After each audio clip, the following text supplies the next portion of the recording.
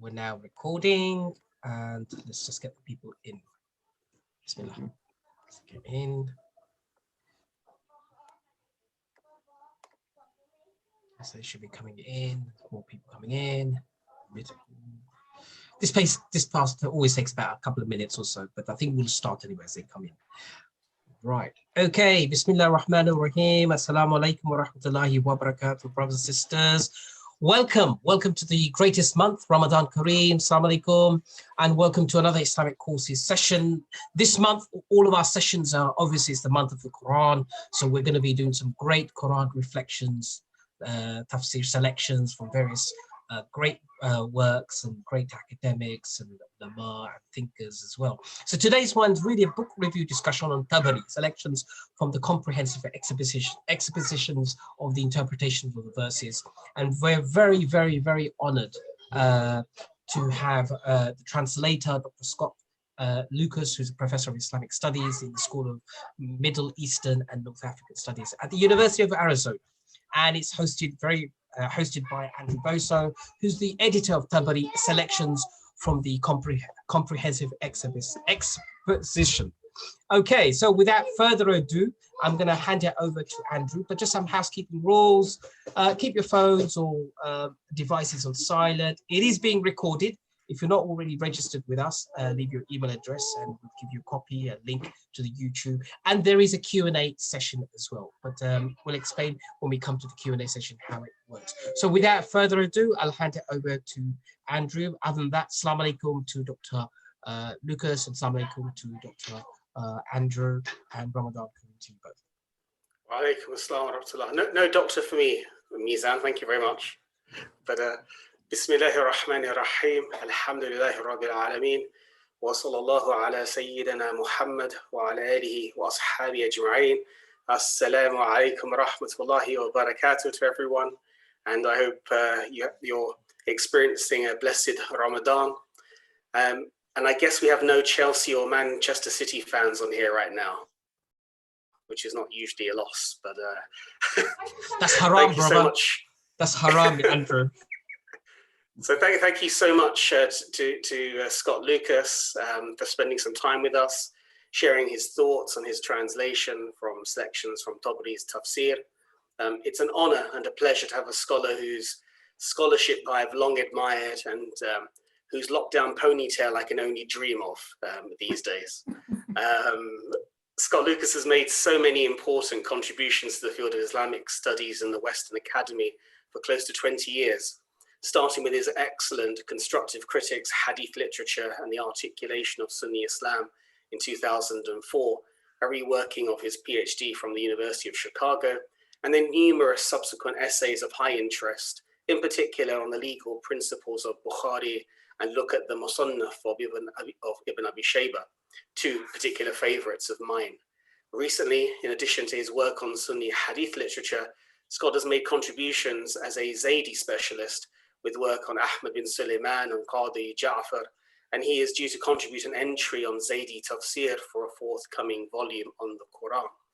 So I welcome you, Scott. Thank you so much for coming. Thank you. Assalamu alaikum wa rahmatullahi wa barakatuh. Thank you so much. Maybe by way of introducing your Tabari translation, maybe you could tell us what led you to undertake such an expansive translation, especially as your earlier specialism was hadith rather than tafsir, although I'm sure your hadith background was surely an aid in dealing with the most significant exegesis with isnad-supported reports at tafsir bil-ma'thur. All right, well, thank you very much. It's kind of a funny story. I noticed that a series of great tafsir, great Quran commentaries was being published by the Royal Al-Bayt Institute, and so I figured out who the editor was. His name was Yusuf Mary, Dr. Yusuf Mary. And I emailed him and I said, Assalamu alaikum, is anyone doing anything on Tabari? And I got an email back shortly, no, but would you like to? And so that was my job interview. It was a couple of emails and I had the most ridiculous idea. I found it in my computer the other day. I was going to do like 6 volumes, and then that was series 1, and series 2 was going to be another. I was young and naive, and now I'm just naive. And so it was really, I'm so glad they didn't accept that. And instead they said, here's another idea. And so they picked, essentially, I don't know if it was HRH Prince Ghazi himself who picked the surahs, but a group of people picked surahs and passages, all of which, or almost all of which, are related to fada'il, some of the special extra merits of reading various surahs. And they said, how about you do these instead?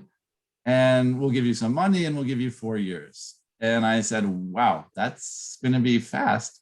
I was a tenure track faculty. I didn't have professor. I didn't have tenure. So I knew I needed time. And in the US, translation doesn't help with your academic career, which might explain why there isn't more translation by younger academics, at least, because we advise them not to do it. It could hurt your career. But I wanted to do something. I think I was frustrated in graduate school that Tabari's entire history was translated, and there was virtually nothing of his tafsir that you could use or assign in class when you're teaching students. So the 4 year, I said, could we make it 5 years? And then of course it took 10. But largely because I really only spent my summers working on it. During the regular school year, even though professors have a great job and a lot of free time, translation is a whole nother, it's a whole nother beast. You need more than just a couple of free hours, during the week. You really have to be able to throw yourself into it. And summers, fortunately, alhamdulillah, I had summers I could do that. And that, I think, explains partly why it took such a long time. I think I can certainly attest to the fact that it probably took so much time because you did such a good job on it, mashallah. I know when it came to Islamic Text Society, we were just praising it so much because you had done such a fantastic job, and I sometimes feel embarrassed to say I'm the editor of it because there was so little for me to do on it. You had done such a brilliant job. So, did you have the idea of 6 volumes because you were trying to trump John Cooper's original 5-volume idea, rahimahullah? No, I don't know what I was thinking. I was just like, well, there's so many. It was essentially, I picked surahs that I like to read on my own, and I was like, oh, I'll just do the tafsir, I'll just translate Tabari on them, which was, yeah, very, very naive. So I was wisely guided with instructions of what to do, and that was very beneficial. Could you please define Tabari's greatness as a scholar, and maybe that relates also to why you approached the Royal Ahl Bayt Society with the idea of doing Tabari in the first place? Right. So Tabari, when I was also younger in graduate school, I was really impressed by big books, I'll be honest. Now that I'm older and I don't have as much time maybe, or bookshelf space, I'm really impressed by shorter books that say a lot. But there is something just awe-inspiring, of what these scholars did. They had no electricity. They didn't have word processors. I mean, it's incredible what they did. And I felt like that sort of effort wasn't really appreciated in Islamic studies as it's taught in the West, right? Even though any professor, none of us would have jobs if it weren't for all this work that the scholars of the classical period did. We'd all be just making stuff up instead of just some of us making stuff up. So it would be a very different field. And I think, so that was impressive, but Tabari's greatness, I think I really felt it. And I sometimes as you get to know a scholar more, maybe your appreciation wanes a little bit. You're kind of like, oh, did he really have to say that? Or what have you. But my appreciation really only increased as I worked more with him. He is a man of integrity. He's a man who is not prejudiced insofar as trying to make the reports fit his preconceived notion. You definitely get the sense he's weighing all the options. Now, granted, it's within a Sunni context, right? He's not going out and trying to figure out what Shiites say and things like that. No, but there's so much diversity within the Sunni tradition. There's so many different reports that he collected during his various trips around the Middle East, around the Abbasid Caliphate at that time. So his integrity, his breadth, his curiosity. I mean, he really doesn't leave a single fathah or dhamma unanswered. If there's a question about why a single word is vocalized in a certain way, he'll have something to say about it, or he'll think about it. And to me, That was really striking. Now, I want to also say something I found really striking is that he's been misrepresented, I feel, in Western literature or criticized for being atomistic. This is almost always, you see, oh, Tabari has the atomistic approach. And I mean, I don't know how you can comment on every verse without saying, breaking each one down, which I guess is atomistic. But you can tell if you spend time with Tabari, he has the whole Quran in his head and he's making connections and he's seeing things that I still don't see, right? He's connecting this bigger message that the Quran is all about trying to get people to obey God and to stop disobeying God. Like that, if you have to reduce, I think, Tabari's teachings to one thing, it's like, look, God's telling us to obey and not to disobey. And obviously it's presented in very, complex ways. But my sense was that he really does have an underlying appreciation of what the Quran is all about. And so to say he's being atomistic and there's no thematic, no, he's connecting dots all throughout the Quran in ways that there's no way I could do that, in really interesting and sophisticated ways. Do you think there are many scholars in Islamic history who can really compete with him, bearing in mind he was a mufassir, he was an expert in qira'at, he was a faqih, he was a historian. It's hard to think of someone who produced so many large works that have come down to us. What sort of group would you put him in? I mean, how distinct is he in the history of Islam, would you say? So he had an advantage of being early. And so I think he had access to materials that later scholars they could only get either through him or through Tha'labi or one of the other great exegetes early on. So he had that advantage. I do think, and he says in a few places, I'm not going to go into this topic, like legal topics, for example. Sometimes the conversation is long, but it's not so much that he's trying to sort out all the legal differences. So like Qurtubi, for example, is maybe comparative in size. And in fact, given that Qurtubi doesn't have a lot of isnads, right, the actual stuff, the content is maybe greater than what sort of, you might say, the non-isnad content of Tabari is. But with Qurtubi, it's really a different game, right? Or not a game, but it's a different goal. It's really a comprehensive. I remember reading in Dhahabi one saying that everything you need in Islam is in Qurtubi. Like he just puts it all in there, right? And mashallah, he does. I mean, there's almost everything you can imagine is in there. Whereas Tabari is really, his mission is to try to explain the Quran. That's his mission. He's not here, that's why like the poetry, which I initially tried to bow out of translating because translating poetry is really hard. And they're like, no, you said unabridged, it has to have the poetry. So alhamdulillah, it's in there. Hopefully some of it is correct. I was very happy when Arbery or someone else had translated the verse that was in question. That made my life a little easier. But Tabari is focused in his commentary. Like he really could have made it 10 times longer had he gone into all the legal and theological debates. I mean, he gives you a little taste of it here and there. But he wrote a separate ikhtilaf of fuqaha books, right? I mean, he decided to put that in another book. So as a tafsir, it actually is, I feel, it's long, but it is really focused on exploring the meaning of the holy book, of the Quran. And so because he'd worked on ikhtilaf al-fuqaha elsewhere, do you think that's why, as you note, he omits the names and discussions of those early Abbasid fuqaha from Abu Hanifa to Abu Thawr, etc.? You think it was a purposeful method on his part to do that? Yeah, I think it was. I haven't checked all his legal passages, so it's possible in some places he mentions them. But the few I've looked at, right, he's once again, he's interested in, and his range is very specific. For example, he almost never quotes Abbasid poetry because by that time, the Arabic language had changed, right? By the time you get to the Abbasid period. So the poetry is usually Jahiliyyah or Umayyad. I mean, that's or sort of early Umayyad. He won't really, it's very rare for him to quote any poetry post that time. Likewise, the sources, he's really trying to sort out how did the Tabi'un, right, understand the Quran. And maybe even some people after some of the third generation, but even then it's mostly Sahaba and Tabi'un that he's interested in what their opinions were, whether it's on legal issues, whether it's on the meaning of words. That seems to be his main focus. If I can take Christopher Melchert's notion of before Sufism and Ahmed Karam Mustafa's argument about Sufism's formative period, We see that Tabari arrives in Baghdad in 256, 870, and remains there until his death in 310, 923, which is the period and location where Sufism emerges from the early ascetics at Zuhad.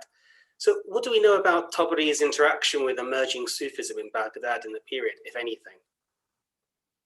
I haven't seen anything, and I don't recall seeing really many esoteric interpretations in his exegesis. He's also not really including very many contemporary opinions of his colleagues, of exegetes, of anybody in his tafsir. So, I mean, it's fun to think he hung out with someone, maybe he and Junaid had conversations, like that would be awesome. I haven't detected any, it'd be good fiction at least, maybe, but I haven't detected any real connection or any of the language. I do teach a class on Sufism. I don't have the proper training, but you don't have to in America to do much.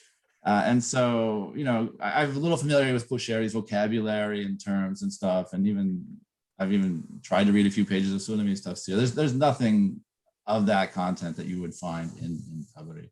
But you do have to wonder, did he know some of these folks? That would have been interesting. Yeah, I find it fascinating to think they were both roaming around Baghdad at the same time. Yeah. It can't have been that big, right? So, so it would be interesting to find out. I haven't been able to find anyone mention it, so I was intrigued to know whether you'd come across anything.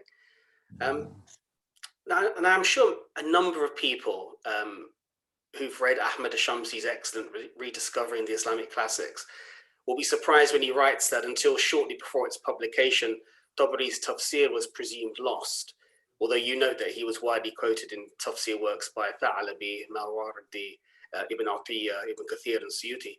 Did you encounter any significant disjointedness or anomalies which you put down to this fact in general, or due to the Dar Hajar edition, which you use primarily being based on an incomplete 4th, 10th century Fez manuscript, although you do note the excellence of this edition in resolving previous difficulties of earlier prints?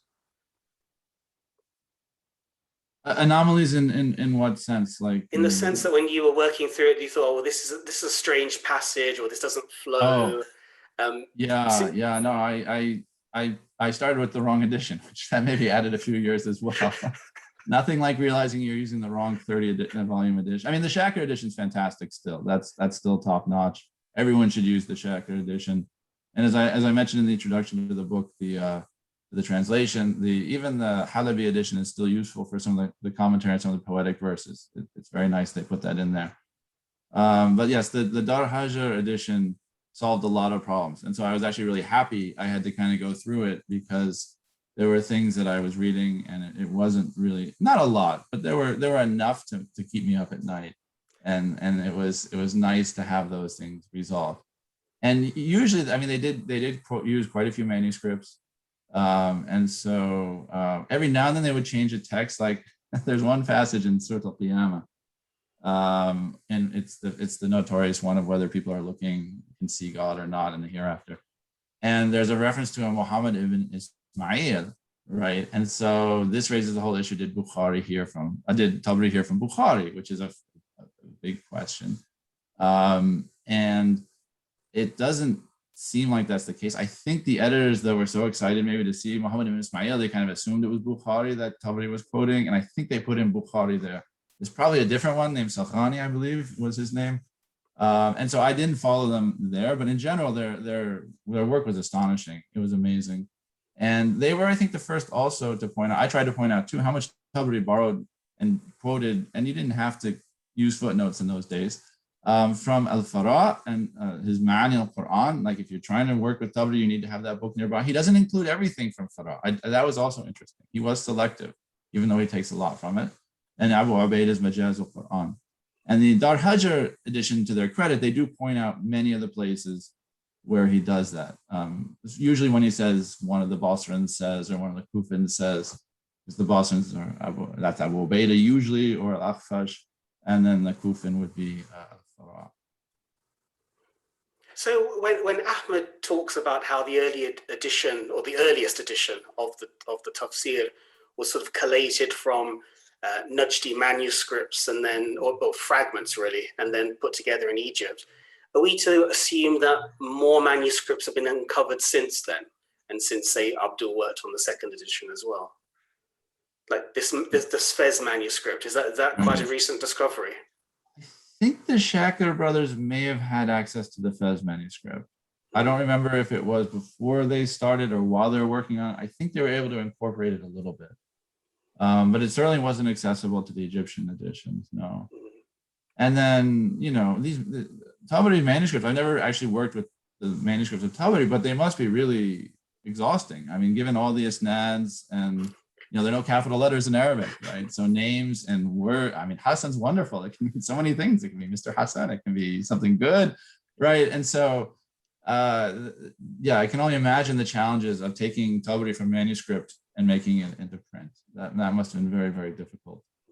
But I don't think, and I don't think Tabari was very widely read in the later middle periods. I think Walid Salih is correct that Thalabi was very important. I'm finding Wahidi was also extremely important, especially when I work on Yemeni tafsir. Wahidi's Wasit was the go-to book for a lot of hadith and other materials. And it's the earliest, so far it's the earliest tafsir that I've seen that quotes Bukhari and Muslim. You know, it's interesting. Tafsir kind of develops one way, hadith another. And so when do they kind of cross? And I thought Bakhawi maybe was one of the earliest ones, but Wahidi is actually in there quoting the Sahihain and explaining. So that's actually pretty good. That's quite early. That's great. Could you please elaborate on Tabari's hermeneutic method in the work, please?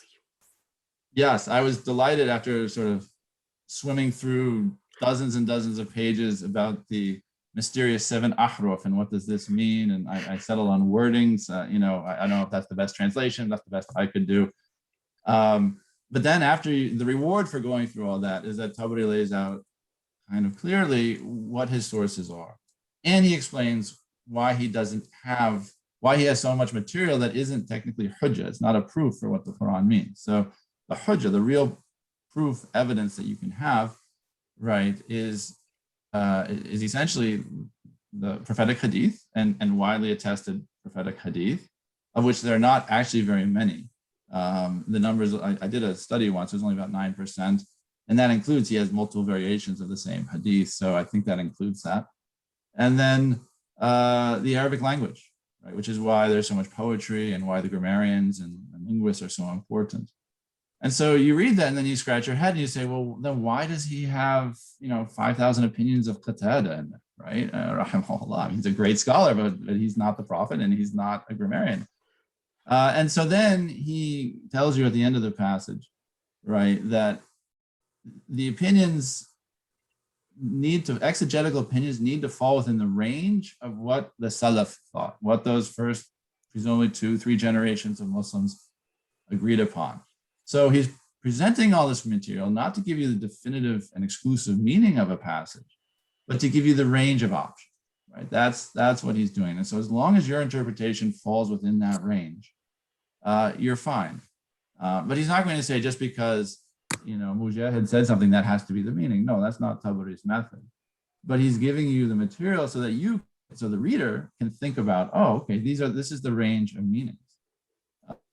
For many concepts over which there usually isn't a major legal or theological struggle over what it means. What does al-adiyat mean? Oh, okay, it might mean camels, it might mean horses, it maybe means something else. It's something that charges. Okay, great. So let's see what the range of opinions is. And I really appreciate that. That's something else I really appreciate about Tabari is that, and he gives his own opinions, right? And he uses that very humble expression that the position that's most likely to be correct, right? That's a beautiful way of phrasing things, right? How many academics say, sometimes we say this is the position that's most likely to be correct. Shayukh might sometimes tell us this is the correct position because they don't have all data. They have another question they have to answer, unlike academics who can just sit around and think about stuff all the time. So Tabari though is like, he's being very honest, which I really appreciate. He's like, I think this is the best, but I didn't read everything. Yeah, I think one of the wonderful things about his work is just the sheer volume of poetry that he uses, because very often when people think of Tabari, they just think of hadith narrations or aqwal of the Salaf or the Mufassirin from that period. But there's so much poetry, and him bringing out the meanings of the Quranic verses in light of that. And so you then see later people like Zamakhshari and others really focusing on that early poetry to gain meanings, what the there's a lot of grammar. context is, rather said, etc. Yeah, there's a lot of poetry, there's a lot of grammar that also is there. And I think my Arabic grammar hopefully improved a little bit over the course of these 10 years. And you know, at the end of the day, I don't know the history of lexicography in Islam and in Islamic studies. It's a great question, or in Islamic civilization. I think Khalil ibn Ahmed was around, but you get the sense Tabari didn't have a dictionary to look up words, right?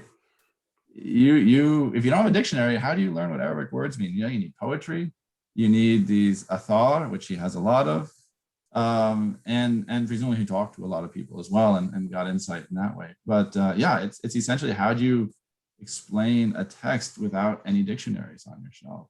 And he did it. I mean, it's really, really remarkable. You wrote that the most valuable aspect of the tafsir is the author's introduction, which you translated in its entirety for the first time, because previously only parts have been translated.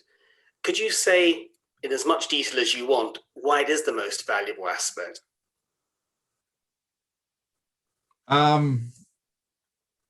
Sure. I think it's, you know, Tabari's of that generation where you start getting scholars who write introductions to their books. You know, it'd been lovely if Bukhari had written an introduction. I mean, Muslim did, alhamdulillah, Imam Muslim did. But it really would have been nice if Bukhari had written. I don't want to blame him, but like Ibn Sa'd didn't write one either. Like, it wasn't done initially. And so the purpose of the introduction is, I mean, it gives you real insight into what Tabari is thinking, the concerns he has, his view to language. I think linguists would enjoy reading it, his insistence that just because a word in Persian is the same as the word in Arabic, we don't know which one came first. Now, I don't know if most linguists would agree with that, but the point is that's how he viewed things, is that, you know, we don't have isnads that go back to when language began. They don't go that far back. So how can we know? And so you get that. And then the 7 ahruf is a serious issue. I mean, I was struck by how he just sort of, he very firmly argued that there were 7. And then at the time of Uthman, radiallahu anh, it was decided, the community decided that 1 was better because of the dissension between people. And it seems like my understanding of his understanding of this issue of 7 ahruf is that the Prophet, peace be upon him, tolerated, you know, changes in language. You know, if instead of saying Aziz al-Hakim, you said Aziz al-Alim, right? Yes, you're not reciting it properly, but you're not offending God or saying anything awful by using a different beautiful name. And so I think there was that flexibility. I mean, the sense I get from him is there was that flexibility with the Qur'an in the time of the Prophet. But obviously this generated friction after the time of the Prophet. It even generated some friction during his time, right? Because he has these stories of different companions coming and saying, but you taught it to me this way, and you taught it to me that way. And the Prophet's like, you're both right. You know, alhamdulillah, you're Muslims, you know, you're getting the Quran from the Prophet. Be happy. Don't worry about, you know, some of these things. But obviously in you know, when you're different sides of the army reciting it in different ways, that's going to lead to some friction. And so in Tabari's view, there was this flexibility, which I don't think many Muslims really think about. I mean, it's kind of scandalous, I think, really, to suggest that people could recite the Quran just using different words as long as the content was the same, that nothing unlawful was made lawful. But clearly that couldn't last very long. And so part of the reason that there aren't 7 ahruf anymore of these wordings is that this created friction. And during the time of Uthman, the Sahaba agreed that having just 1 harf is fine and that you can't find the other ones, which does raise some interesting questions like, well, who has the right to decide only 1 harf and not 3 or 5? And so he deals with all those at great length. And I found that discussion interesting. I mentioned his methodology. I found that very enlightening. And then he also has an interesting section about people who didn't want to do exegesis, who didn't want to give tafsir at the beginning. It was kind of a controversial topic. And I noticed most of those people are Medinan, which maybe helps explain why you don't have a lot of tafsir coming out of Medina. You know, it's regardless of the Ibn Abbas thing, I mean, that's a whole nother issue because, you know, several of the people who narrate on his authority didn't hear from him. And so that's another issue. But you get a lot of tafsir from Iraq, you get it from Mecca, but not nearly as much. And so several of the authorities he cited I noticed they happened to be Medanese, and they were, you know, I'm sure they explained privately what words meant, but they didn't want to give lots of stories, right? The veracity of which they weren't certain of. No one's really certain of. And so that struck me as quite interesting as well. And then he just, you know, his basmalah, that's technically in the introduction, and that's a whole nother tour de force. I'd have to reread it to do a proper summary of what he says there, but that took a lot of work trying to work through, because the whole beautiful book starts with an incomplete sentence, right? And so he has to figure out how is it, and I don't, it seems very persuasive. Mahmoud Shakir was very impressed with it, and he was not an easy scholar to impress. So clearly Tabari was onto something. But I think I guess that's probably why I found it such an important part of the book. Certainly his Sab'at Ahruf discussion is incredible, and it raises so many discussions for ulama involved in ulum al-Quran. Are you surprised that because he was going out on such a limb, that he didn't marshal more early authorities for his position, and he was rather, he uses lots of evidences for it, rather than sort of marshalling support from other authorities? Or do you think that was always his way in many ways, was to sort of put forth his own position? He does use rational arguments often in that sort of sense, which we always associate him with hadith, although, you know, most hadith scholars were rational. they thought things through, they engaged in debates.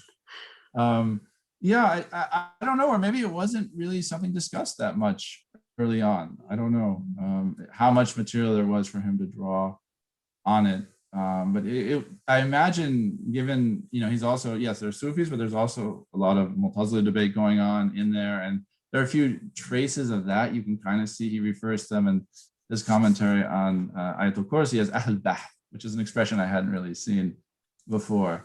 Right. These are, they investigate little things that aren't really core to the tradition, but they think a lot and they have a lot to say.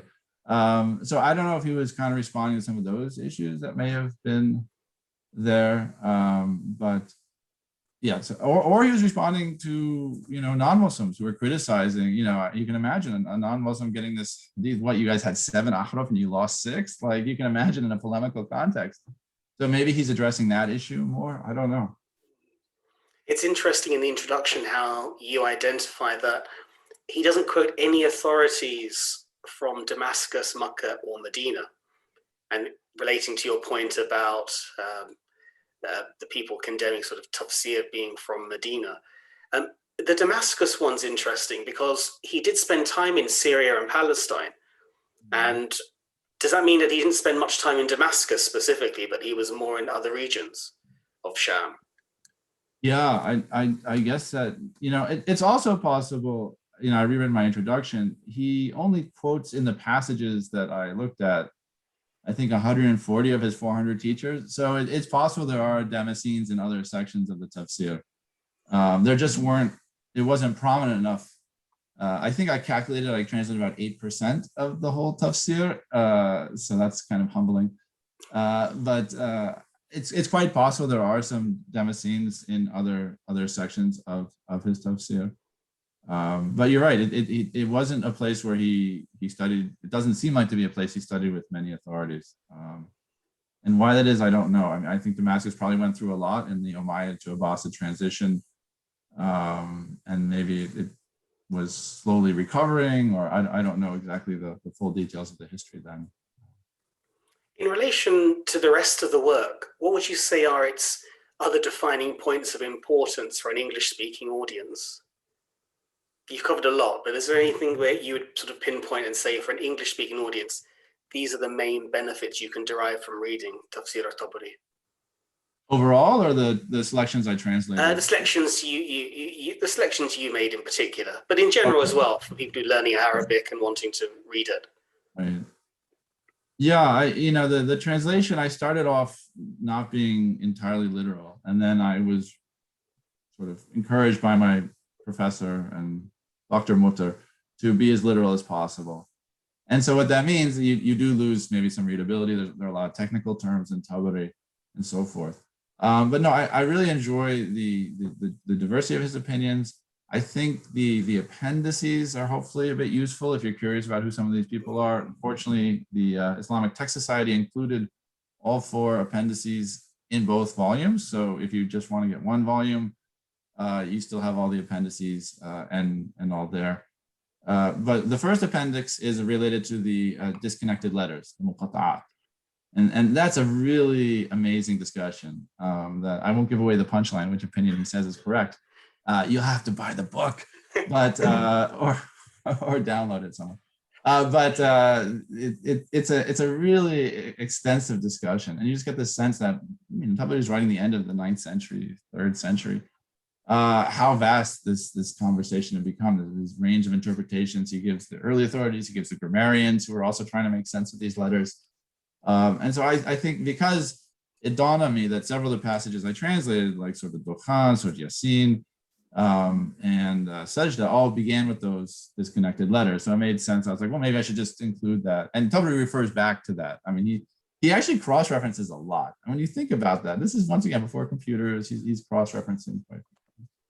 So that's good. I'm really happy Surah Yasin is in there because that's a surah that I think it's safe to say most, professors of Islamic studies in the US at least, they never talk about it. I don't even really talk about it that much in my classes.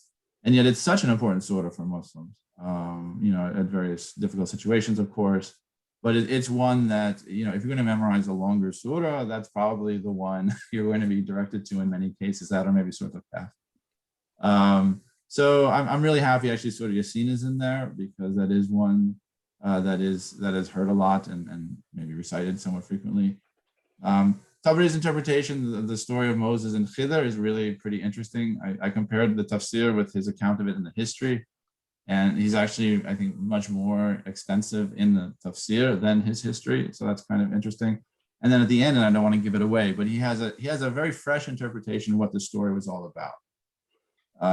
And he relates it to the Prophet's own situation, peace be upon him, Prophet Muhammad, peace be upon him's own situation. He ties it in a nice way at the end of this kind of complex story.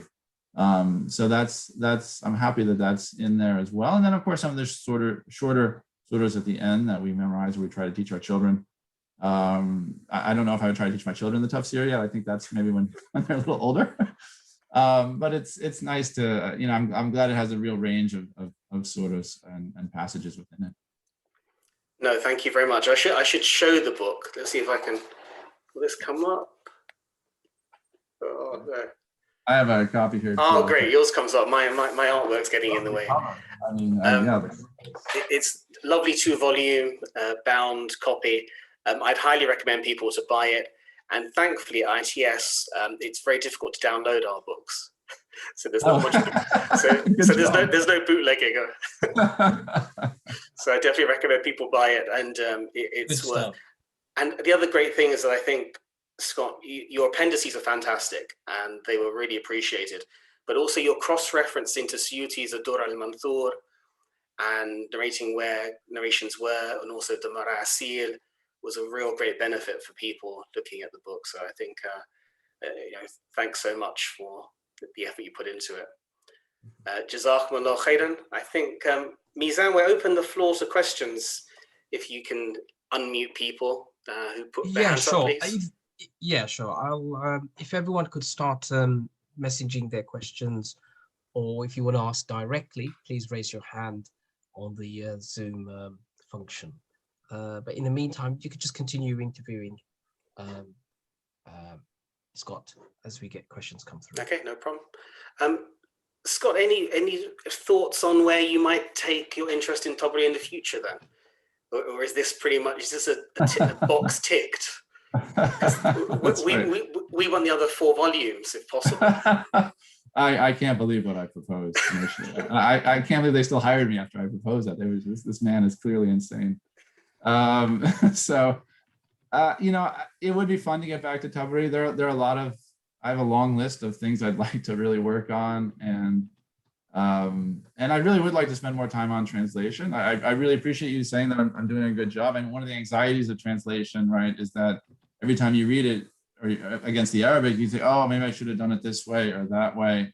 And so you need a deadline, because otherwise you'll just agonize over passages your whole life. And I think there is a shortage, especially of tafsir in English. And so I think there's a shortage of everything, you could say. But I think tafsir is really lacking. I mean, yes, it's nice we have Ibn Kathir sort of translated. It's nice we have Sayyid Qutb, I guess, translated, but we need more.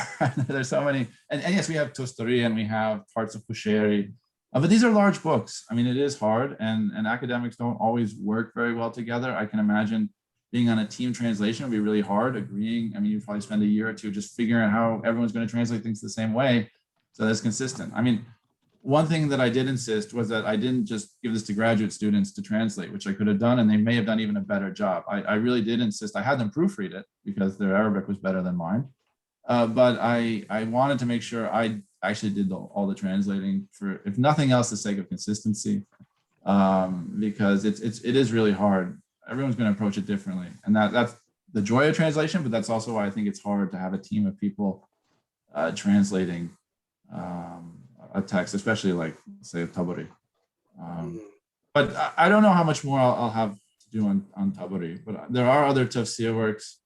You mentioned I'm working on Zaydi tafsir, which is totally unexplored, and I'm finding that Zaydi tafsir draws almost in, many of the great works, or at least they were great in Yemen, they draw almost entirely on Sunni tafsir, which is really interesting. Including Ibn al-Jawzi. You might not think, oh, Zaydis are Shiites, they're not going to read Ibn al-Jawzi. Ibn al-Jawzi's tafsir is fantastic. Zad al-Masir is great. It's so well organized. It's that really, you don't have to agree with all the opinions, whatever, but it's really a nice tafsir. And I'm like, oh, this is why he's using it, because it's actually a really helpful book. Why look at someone's school of identity? If they wrote a good book, they wrote a good book. I'm also really excited about Jishmi's tafsir, which was published recently. Jishmi is almost unknown as well. He was Sunni most of his life, but Mu'tazili. His huge tafsir al-Tahdhib has just come out a few years ago. And that was really important in Yemen, but I think it's a fascinating, another really well-organized tafsir, very rich in its content. So if I, that's tempting to try and maybe translate some of the passages that I translated in Tabari, but, have them in another, from Jishmi or from someone else. So that's kind of where I'm at with that now. How much of an influence have you seen of Tabari in the Zaydi works you're looking at? Because for many of us who are acquainted with Zaydism, we're accustomed to the late sort of Haykal view on Shawkani, etc., the sort of Sunniization of Zaydism. So very hadith orientated.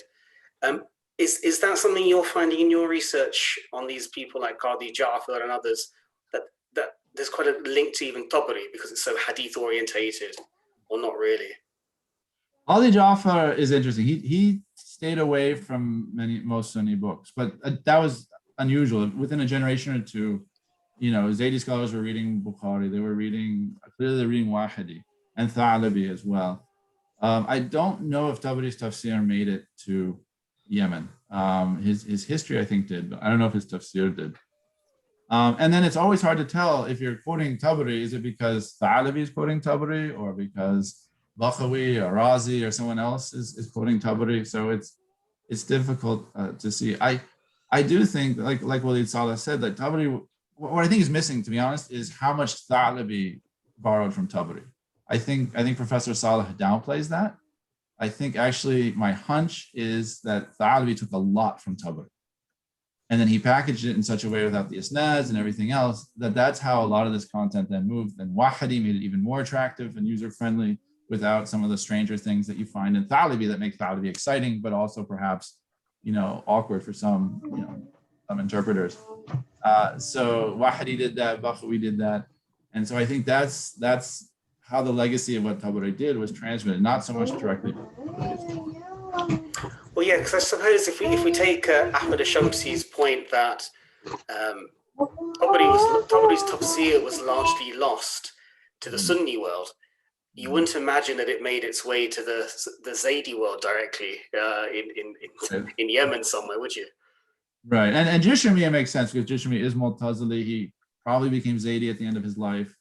And it's a fantastic encyclopedic tafsir. And so that makes sense why Yemenis transmitted that for several centuries. All the manuscripts that were used, more or less, I believe, come from Yemen or were copied in Yemen and then maybe went to Iran or somewhere else.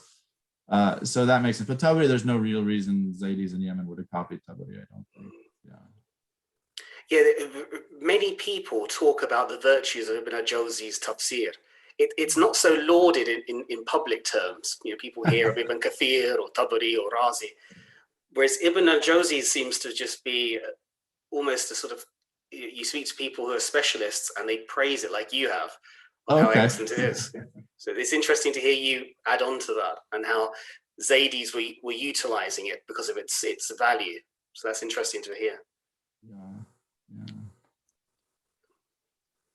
So Mizan, I think I can't see any questions, Mizan. No, can I? But we just continue. We'll just continue, inshallah. I think we'll probably get slurred right at the end. It's Ramadan, so people get tired. About an hour to go, you know. But anyway, yeah, continue anyway. I think I've exhausted my questions at the moment, Mizan. You want to join in then? We could join that. And let me just get. I did have someone actually. I think Hafiz Abdullah. Nobody asked. Let me just bring him on board anyway. Yeah, his child's on board. I can see his children. I think they're ready to ask a question. Well, let me just, if not, Dr. See, this is where Scott, he inspires people young. You see, the children have taken start Tabari young. It's a big book. You got to start young. Let me just get, I did have something. Let me just get Ehsan. Ehsan normally asks some great stuff. Ehsan, let me just get you on. I've unmuted you. Are there other translations? Shahid, so we got Shamia, just hold it. Shamia. Oh. Sorry, Scott, I didn't catch your question. Yeah, okay, we got question by Shamia. Sure, I'll take the question. Sure. Yeah, Assalamu alaikum, Professor Lucas, everyone. I'm so glad I stumbled across this session because I had the privilege of reading your work, and again, don't want to say what's already been said, but cannot praise your work enough. So ahsanallah ilayk, inshallah. And may Allah give you tawfiq to, again, just to echo Professor Andrew Booso's words, may Allah give you the tawfiq to carry on doing what you do, inshallah. Actually, it's not a question, rather, I just wanted some advice, because sometimes a lot of, and I know I'm speaking on behalf of myself, we kind of suffer from this imposter syndrome whenever we do translation work. And we always question ourselves, like, am I doing it right? You know, I may have, let's say, a master's in Arabic literature. However, I'm not natively Arab, you know, I'm Bangladeshi or I'm Pakistani, what have you.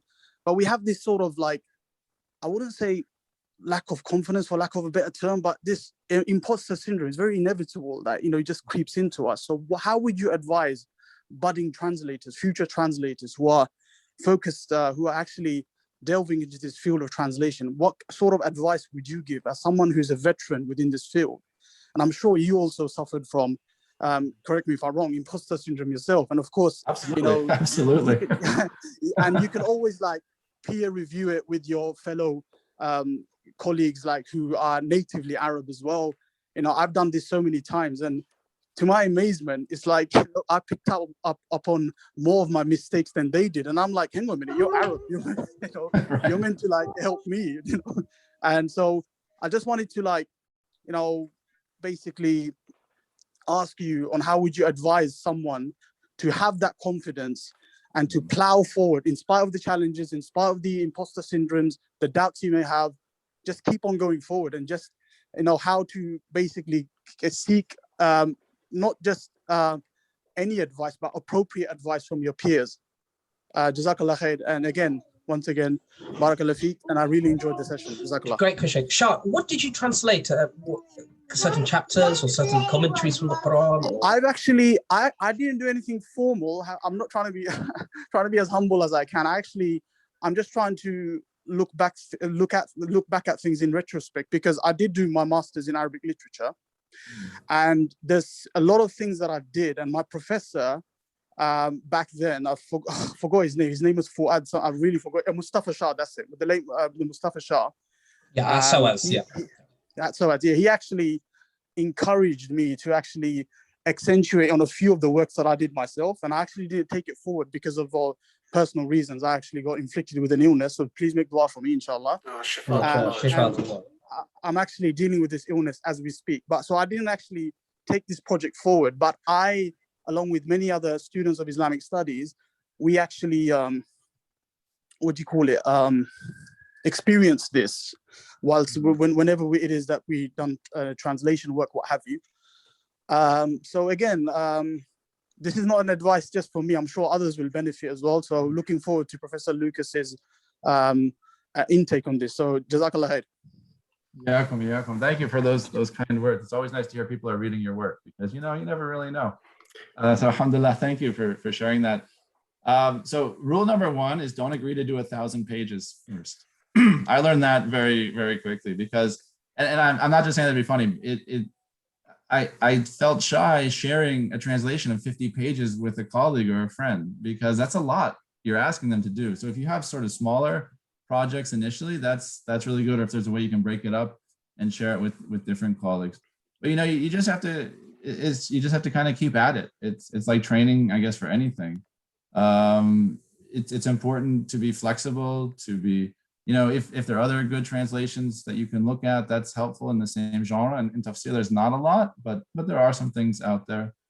I certainly benefited from Cooper's translation. That I didn't always agree with everything, but then there were certain passages that, now it makes more sense to me. I think Tabari was, parts of Tabari the translation weren't that hard, but other parts were really hard. So it's important to pick a text that's kind of at your level. I think I grew up to the level of translating Tabari. I'm not sure I was really there when I started, but over the years, as I got a little more experience, that was helpful as well. But yes, there's a lot of second guessing. I'm encountering it again as I'm editing Arabic text for the first time, and that wasn't really my training. And I'm always relieved when I share it with someone who really knows what they're doing, and they're like, "Oh yeah, you kind of got that right," or "You did okay there. You got these things wrong, but you did okay." So it can be very debilitating and discouraging, but at the end of the day, we're all, my attitude is every translation should get better. So the next person who does Tabari is going to do a better job than me, and alhamdulillah, that's great. If I help them make that better translation, I've done something useful. But it is, and that's why I think it was helpful. I did have a deadline because I might have just kept revising it forever. And I guess you just have to give yourself a deadline or have someone else, your friend, give you a deadline and say, that's it, no more reviewing it. It is also good. I mean, the Royal Al-Bayt Institution did have some other, I think a brother I've never met named Khalid Williams. He does a lot of translating. He went over it. And so as other people look at it, that does help your confidence. As Andrew was reading it too, I'd get lovely emails. I've saved them and put them on my wall, and he would see something nice or what have you. So you do have to share with people, and that can be really terrifying too, because in some ways it was easier for me to just share with strangers because I don't know these people. They won't know that I don't really know Arabic or whatever. But I think it's important to have the attitude that there's always going to be potential for a better translation, and we just do the best. We just do the best that we can at this stage in our lives, in our journeys, or wherever we're at. I noticed on the call that Aftab Ahmed's on here, who helped with the early managerial aspect of the book. So. Yeah, assalamu alaikum, Aftab. Thank you for your help. Jazakumullah khairan, Aftab. Thanks for coming on, and thanks for your assistance and everything. Good to see you on. If you've got a contribution, it'd be even better. But, I'm just going to unmute Aftab. Sidi Aftab. Oh, yeah. Okay. Let me just try and get through to him. Nothing like just dropping on people. Hey, Mizan. I know. Just abusing him. If Sidi Aftab can make it. If not, okay, I think he's probably multitasking, mashallah. Okay, so we've come up to the hour now, so we've got a round up now, inshallah. So, Andrew, I'll hand it over to you to round up and finish up. Well, yeah, all I can really say is a really big thank you to Mizan and Scott. Mizan for hosting this and putting all the logistics in place, and Scott, one, for giving us his valuable time, and giving us so much enrichment through his discussion on his book. And in thirdly, just thanking him for doing the book in the first place, which was a real pleasure to see come about, and to have a little involvement in what was a real privilege. And so, Scott, Jazakumullah khairan. I wish you all the best for Ramadan and for the future. And we look forward so much to your further academic pieces, as we have done for the recent past. So thank you so much. Jazakallah khairan. Thank you. Thank you so much, Professor Scott. Inshallah, we hope to host you back again after Ramadan. Please pray for us. Please pray for the whole Ummah, the whole world as well. We're going through this pandemic, so we can get back to some sort of normality, hopefully, as soon as possible. On that, folks, if you want to get a recording, if you're already on our main list, just you'll get the link. Otherwise, if you're not on our main list, just leave your email address on the chat. We'll send you the link. Other than that, thank you so much, folks. Inshallah, hope to see you soon. We have another session tomorrow. We have Dr. Celine Ibrahim, and she done a wonderful book on gender and women in the Quran. So we've got Dr. Shuruq, who's going to be engaging with her on that topic tomorrow on her book review as well. Other than that, take care. Make dua for us whilst you break your fast during Ramadan. Wassalamu alaikum wa rahmatullah. Assalamu alaikum wa rahmatullah. Take care, Scott.